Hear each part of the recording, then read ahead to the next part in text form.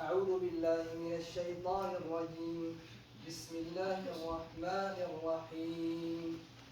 يا أيها الذين آمنوا إذا تناجيتم فلا تتناجوا بالإثم والعدوان ومعصية الرسول، وتناجوا بالبر والتقوى واتقوا الله الذي إليه تحشرون.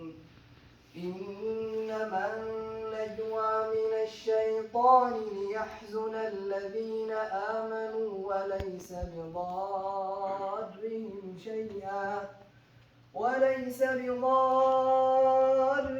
شيئا إلا بإذن الله، وعلى الله فليتوكل المؤمنون.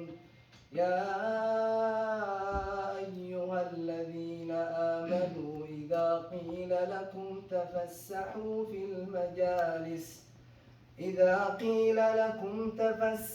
في المجالس فافسحوا يفسح الله لكم، وإذا قيل انشزوا فانشزوا يرفع الله الذين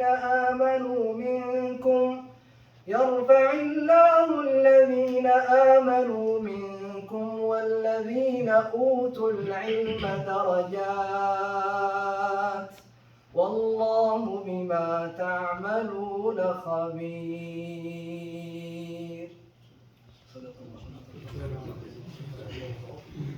جزا الله قارئنا ومستمعينا خير الجزاء، وجعل ثواب ما تلا في موازين حسناتنا يوم لا ينفع مال ولا بنون إلا من أتى الله بقلب سليم. أيها الحفل الكريم، اسمحوا لي في هذه اللحظات أن أقرأ على مسامعكم فقراتنا بهذا اللقاء البهيج. أولا القرآن الكريم الذي تلاه علينا الشيخ سقط عاتق. ثانيا كلمة ترحيبية للدكتور داود مهدي المسؤول التعليمي في الجالية. ثالثا كلمة الخريجين يلقيها على مسامعنا الطالب هلال إسماعيل رئيس البعثة الطلابية اليمنية. رابعا كلمة آباء الخريجين يلقيها الدكتور صادق الفهد. خامسا كلمة رئيس الجالية الشيخ حسين المعمري. وسادسا فقرة التكريم. وبعد هذا العرض المجمل نأمل أن تكون فقرات حفلنا هذا نالت رضاكم وإعجابكم، فإن أجدنا وحزنا كل مأملكم فقد فتحنا لهذا الحفل أبوابا، وإن أسأنا فعذرا ليس نعرفكم إلا كراما وإخوانا وأحبابا. أيها الحفل البهيج، من شرفة الحنين ينبلج الضياء، وها هي شمس اليوم أشرقت، وموكب الحياة يسير بنا مسرعا عبر خيوط الصباح الفضية التي تهب الرياح الدافئة وتمطر الأيام وتنشر عبق الحروف وعطر الكلمات، وتزف الحروف نغما إلى حقول الوجدان، وتطوف على أجنحة الخيال إلى عالم سرمدي الجمال، لترسم لنا صورة زاهية في هذا الحفل الجميل. ننتقل معكم مع كلمة ترحيبية للدكتور داود مهدي المسؤول التعليمي في الجالية. بسم الله الرحمن الرحيم. الحمد لله والصلاة والسلام على رسول الله وعلى آله وصحبه ومن والاه. حياكم الله جميعا ورمضان مبارك وكل عام وأنتم بخير، وتقبل الله منا ومنكم صالح الأعمال. سعادة الأستاذ حسين محمد رئيس الجالية، سعادة الأستاذ محمد خليفي نائب رئيس الجالية، أصحاب السعادة الزملاء أعضاء هيئة التدريس كل باسمه ورقبه، زملائي في قيادة الجالية في منطقة عسير، أبناء الطلاب، أعضاء اللجنة التعليمية في الجالية الذين يعملون معي ليل نهار، الحضور جميعا، يعني حياكم الله جميعا وأهلا وسهلا بكم. في البداية اسمحوا لي أقول لكم اعتذار الأستاذ طارق بالعيد، كان سعادة رئيس الجالية ومسك أن يأتي ويكون ضيف شرف لنا في هذا الاحتفال، ولكن لظروف مرضية ووعكة صحية اعتذر وتواصل معي إلى قبيل المغرب وقال لي انقل لاعتذاري وتهنئتي لجميع الطلاب والخريجين ونقل تحياتي للحضور جميعا. في هذه المناسبة يعني نحن لا نهنئ أبناءنا الطلاب فقط، بل الحقيقة باسم زملائي أعضاء هيئة التدريس أيضا نهنئ أنفسنا، لأننا نرى هذا النجاح الذي كان لنا دور فيه يعني، والفضل في ذلك بعد الله عز وجل يعود إلى قيادة هذا البلد المعطاء والذي وفر هذه الوسائل وهذه المحطات التعليمية يعني. كذلك وكذلك أود يعني الاحتفال باسمي واسم الزملاء في هيئة الجالية منطقة عسير برئاسة الشيخ حسين. نهنئ طلابنا الذين بذلوا كل ما في وسعهم وسهروا الليالي حتى يثبتوا أنهم على قدر الثقة التي وضعت فيهم من أساتذتهم وذويهم ووطنهم. ونوصي الجميع باستكمال هذه المسيرة العلمية والتعليمية، ودائما نقول أن الجانب النظري انتهى وبدأنا الجانب العملي، وهو الخوض في مغمار هذه الحياة العملية، لكن بعزيمتهم وإصرارهم ونجاحهم وجهدهم لا شك أنهم سينالون ما يسبون إليه. اليوم نحتفي بجاني هذه الثمار، وقد جاءت تحمل معها البهجة والسرور والأمل. فاليوم نغلق صفحة ونفتح صفحة جديدة. طلاب البكالوريوس أمامهم مراحل متقدمة، وطلاب الماجستير أمامهم مراحل متقدمة، وكان ودنا أيضا نحتفي بالخريجين الثانوية العامة، ولكن إن شاء الله في اللقاء القادمة سنحتفي بهم لاحقا. وكذلك أيضا سنعطي مجالا للطالبات وسنكرم أيضا الطالبات، وهذا ما اتفقنا عليه في قيادة الجالية إن شاء الله. ولكن هذه فقط بدأنا بهذه الكوكبة التي معنا 5 طلاب خريجين للماجستير و12 طالبا خريج البكالوريوس للعامين الأخيرين، وكان هذه عادة موجودة عندنا، لكن مع كورونا وكذا توقفت لظروف أخرى. ختام الكلمة لا يسعني سوى أن أعبر عن مدى فخري وزملائي أعضاء هيئة التدريس وكذلك زملائي في هيئة الجالية منطقة عسير. نتمنى كل النجاح في حياة طلابنا العلمية والعملية. سأل المولى عز وجل أن يكونوا مصدر فخر لآبائهم وأمهاتهم ووطنهم، وأسأل الله سبحانه وتعالى أن يحفظنا ويبارك في أعمارنا ويجعلنا صالحين لديننا ووطننا، ونعمل من أجل تطوير أنفسنا ومجتمعنا، وأن يديم الأمن والسلام على هذا البلد وبلدنا وسائر بلاد المسلمين. وسلام الله عليكم ورحمة الله وبركاته. شكرا على كلماته التي تحمل سماء جديدة بها قمر وأنجم مشعة وفضاء لا ينتهي يثير قلق الكتابة والشعر والتفكير. من كل معنى يكاد الميت يفهمه حسنا ويعشقه القرطاس والقلم. مع إشراقة فجر المحبة، ومع كل نسمة من نسمات الحياة، ومع كل نغمة من نغمات البلبل الصداح التي نادى بها مع ظهور النور وقبل غروب الشمس، ومع كل قطرة ندى داعبت غريقات الأشجار، ومع إشراقة بدر الدجى في سماء الكون. نستمع الآن إلى كلمة عن الطلاب يتفضل بها الطالب بلال إسماعيل.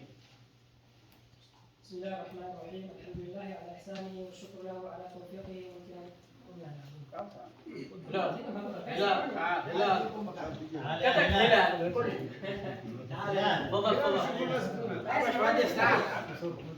صوتي جهوري ما يحتاج. مشروط ثقافي دكتور محمد يوسف قال تعال خلاص. أكثر شيء أقابلكم. لا مكاننا خلاص. خليك تعال. بسم الله الرحمن الرحيم. الحمد لله رب العالمين. الحمد لله على إحسانه والشكر له على توفيقه وامتنانه، والصلاة والسلام على نبينا محمد الداعي إلى سبيله ورضوانه. وبعد، سعادة رئيس الجالية الشيخ حسين المعمري، سعادة أعضاء هيئة التدريس بجامعة الملك خالد، الإخوة أعضاء الهيئة الإدارية الجالية من منطقة عسير، زملاء الخريجين، الحاضرون جميعا، السلام عليكم ورحمة الله وبركاته. وبعد، باسمي ونيابة عن زملاء الخريجين أحمد الله تعالى على توفيقه وإعانته لنا حتى وصلنا إلى هذه اللحظات، ثم أتوجه بشكري لهذا البلد العظيم الذي أتاح لنا فرصة إكمال دراستنا الجامعية وما بعدها. فأسأل الله أن يحفظ ولاة أمر هذا البلد وأن يديم عليهم نعمة الأمن والأمان ودوام الاستقرار والازدهار. ثم كلمة شكر لجامعتنا الحبيبة جامعة الملك خالد التي نهلنا من معينها العذب في شتى المجالات المختلفة، وأخص بالذكر الإدارة العامة لطلاب المنح على جهودهم التي يبذلونها في سبيل خدمة أبنائهم طلاب المنح من مختلف الجنسيات. ثم الشكر لكم أنتم أعضاء هيئة التدريس بالجامعة، وكذلك أعضاء الجالية اليمنية بمنطقة عسير على دعمكم وتشجيعكم لأبنائكم الطلاب. أما أنتم زملاء الخريجين، أقول لكم ها نحن اليوم نحتفل بجني ثمار تعبنا وجهدنا، فأحب أن أهنئ نفسي وإياكم لهذه اللحظة التي لطالما انتظرناها طويلا، فها هي قد جاءت تحمل معها البهجة والسرور والأمل. وفي نهاية كلمتي أتمنى لجميع زملاء الخريجين التوفيق والنجاح في الحياة المستقبلية. فاليوم نغلق صفحة ونفتح صفحة جديدة نسطرها بخطوط من نور وآمال وأحلام ما زلنا نسعى جاهدين لتحقيقها. والسلام عليكم ورحمة الله وبركاته.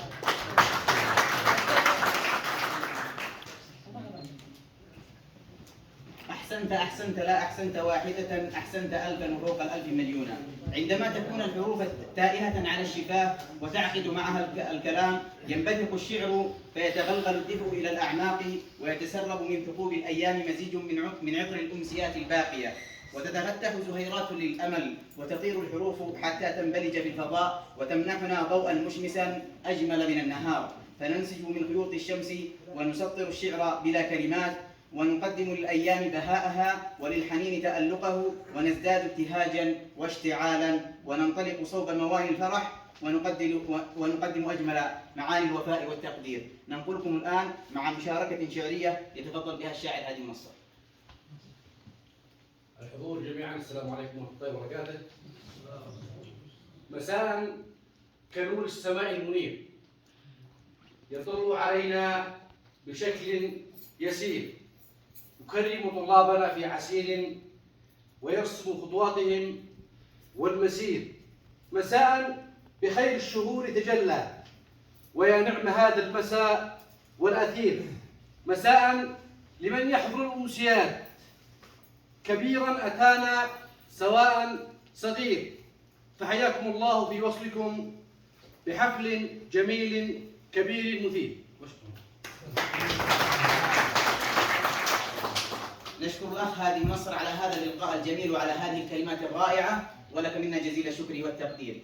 لا يشكر الله من لا يشكر الناس، ولله در القائل: الشكر أفضل ما حاولت ملتمسا به الزيادة عند الله والناس.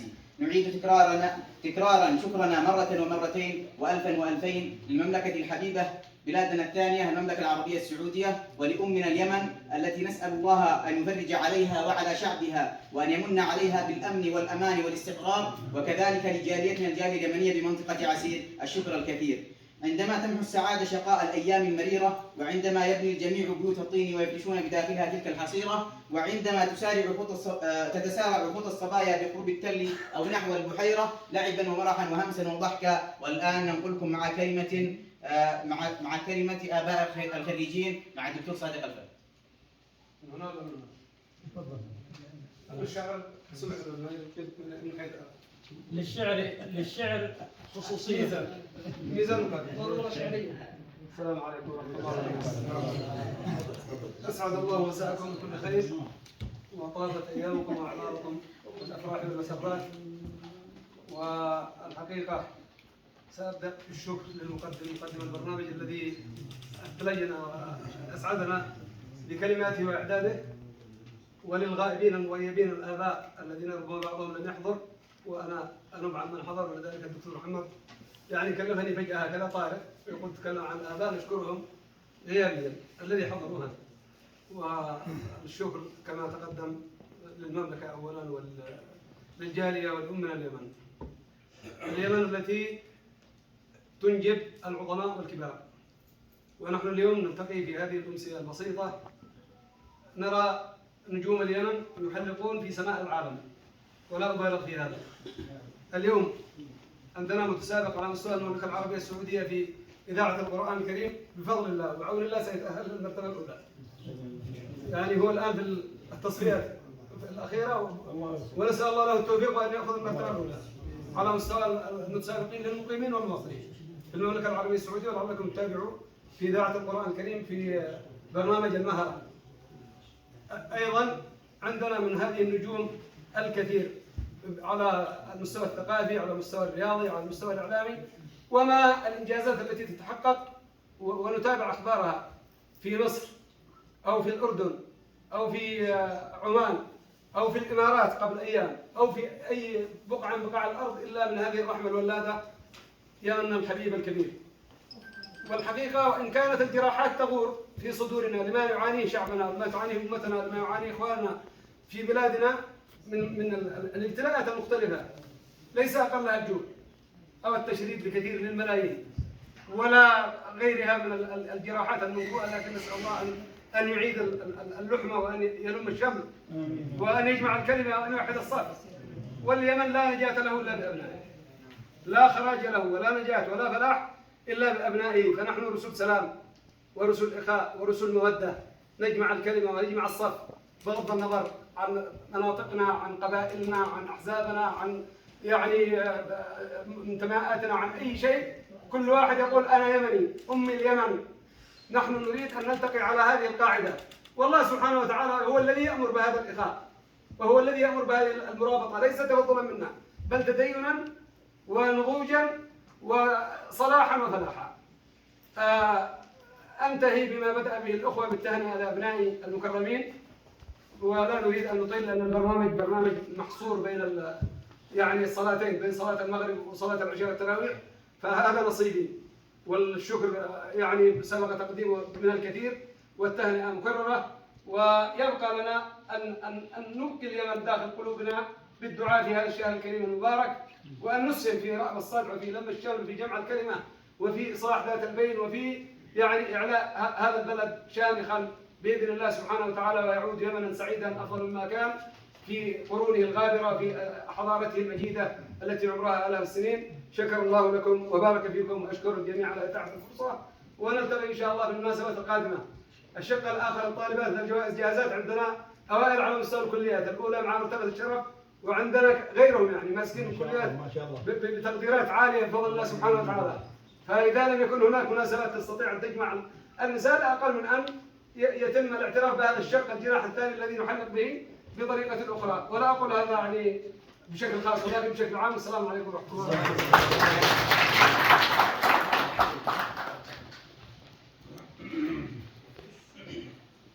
جزا الله الدكتور صادق البهد خير الجزاء. تلوح في سمائنا دوما نجوم براقة، لا يخفت بريقها عنا لحظة واحدة، نترقب إضاءتها بقلوب والهانة، ونسعد بلمعانها بسمائنا كل ساعة، فاستحقت وبكل فخر أن يرفع اسمها في عليانا. أيها الحفل البهيج، نستمع الآن سويا إلى كلمة رئيس الجالية الشيخ حسين المعمري، فليتفضل. الحمد لله والصلاة والسلام على رسول الله، أما بعد. رمضان مبارك، تقبل الله منا ومنكم صالح الأعمال. باسمي ونيابة عن أعضاء الجالية اليمني بعسير، أتقدم بخالص التهاني والتبريكات للطلاب المتخرجين العام 2021 و22 و23. نتمنى لكم التوفيق والنجاح الدائم، وأشيد عليهم مواصلة التألق والإبداع كلهم في مجاله وتخصصه، لأن مردودهم عظيم جدا للأجيال القادمة. أخيرا أقدم الشكر الجزير لأخواني الدكاترة على دورهم الكبير تجاه أبنائنا الطلاب وإيصالهم إلى العلو نحو القمة. والسلام عليكم ورحمة الله وبركاته. شكرا جزيلا لرئيس الجالية الشيخ حسين المعمري على هذه الكلمات الرائعة. حينما كانت السفن تشق البحر لتبلغ الهدف، كان هناك أناس يتصلون بها من اليابسة يسألون عن أخبارها ويتابعون تقدم خطواتها لمعرفة غاياتها. أيها الحفل الكريم، في نهاية المطاف نصل وإياكم إلى فقرتنا الأخيرة، فقرة تكريم الخريجين. في البداية نبدأ بطلاب الدراسات العليا. الطالب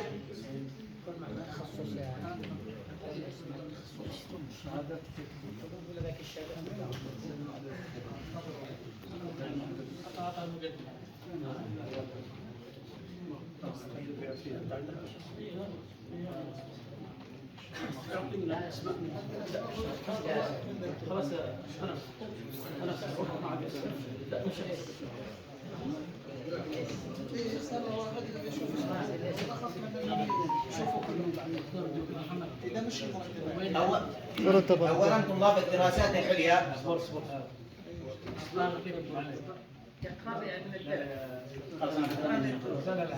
نبدأ بطلاب الدراسات العليا. الطالب الأستاذ هلال علي أحمد محمد.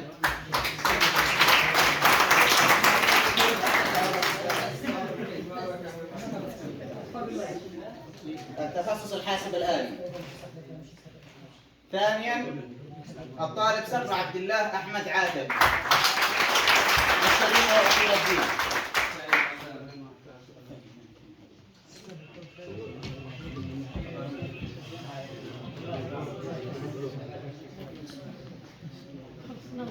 خليك بعيد مننا بس.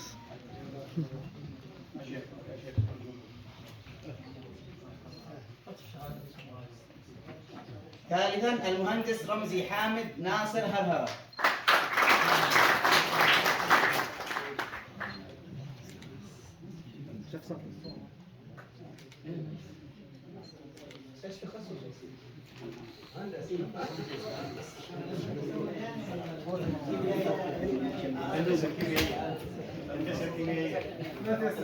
هندسة كيميائية.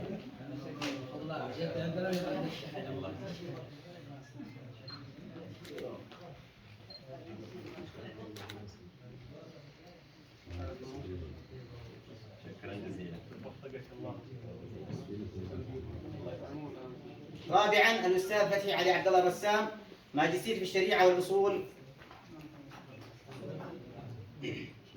ننتقل بكم الآن إلى مرحلة البكالوريوس. عاد باقي استاذ نور الدين.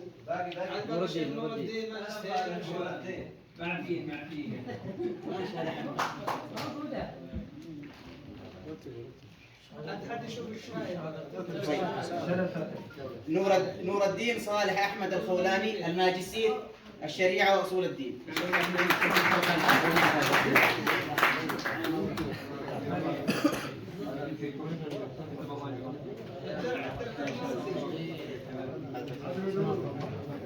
ندير الدرع حقنا على اليسار. خلاص بعدين بيغيروها عادي براحتهم.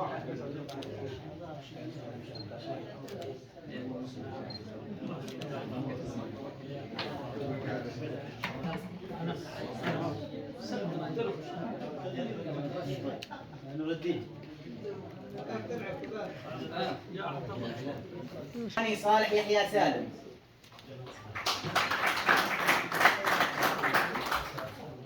الأعمال تركي سعيد عبد الله العرابي.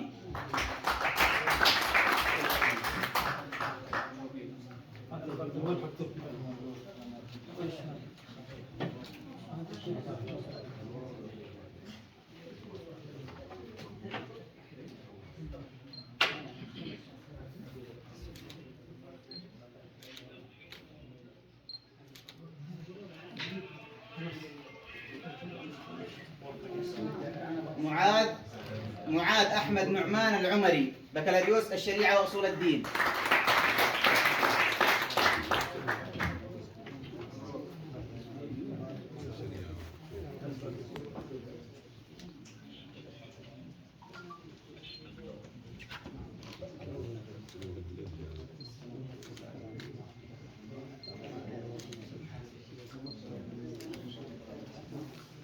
شهاب عبد الله عبد الرحمن محمد الهندسة هندسة مدنية.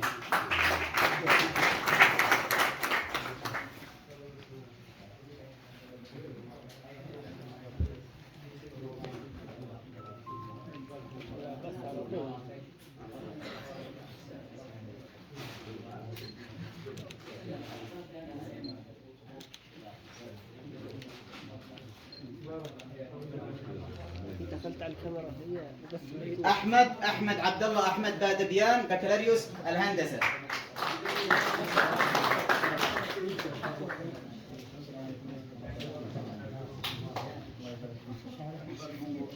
صور من عندي. بدك صور من عندي.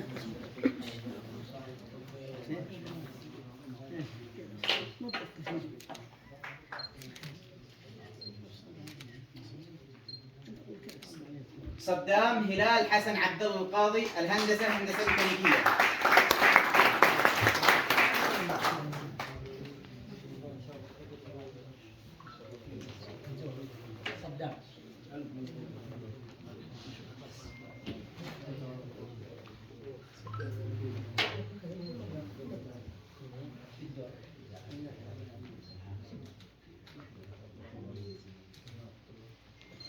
محمود سعيد أحمد الدهبلي بكالوريوس الهندسة. هندسة من؟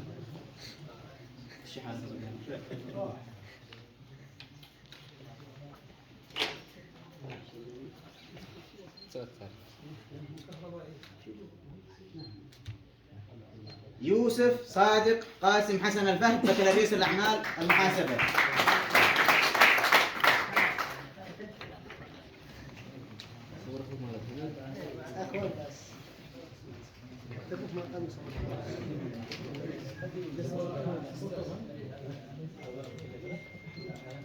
أحمد محمد أحمد الورد، الهندسة هندسة مدنية.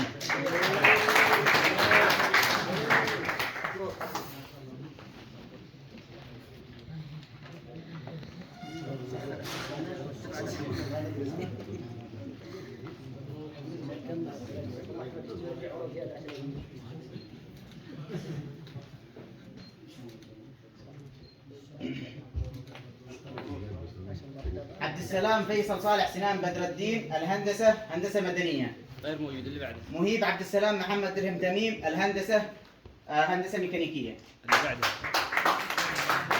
غير موجود. اللي بعده. وفارس منصة هذه الليلة يتكرم الأستاذ أنس سلام سعيد.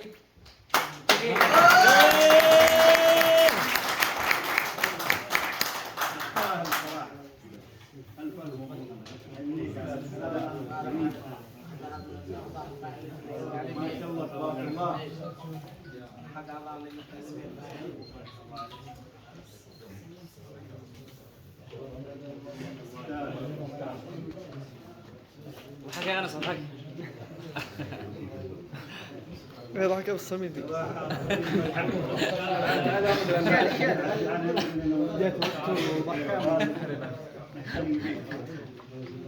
أنس الدكتور جنبك.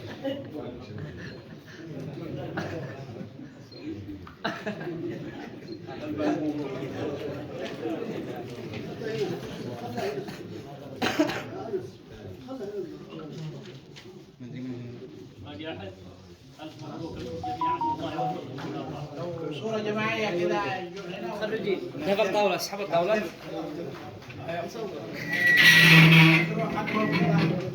نشيل حق الورق من هنا. أنا أصورك يا أنس. خلاص خلاص.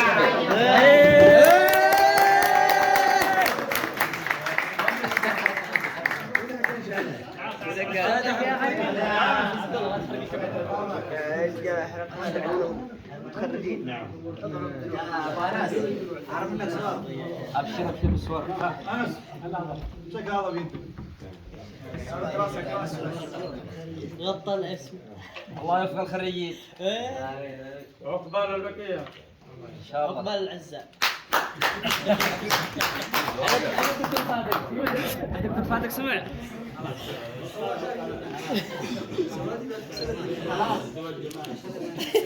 الله يعطيكم العافية.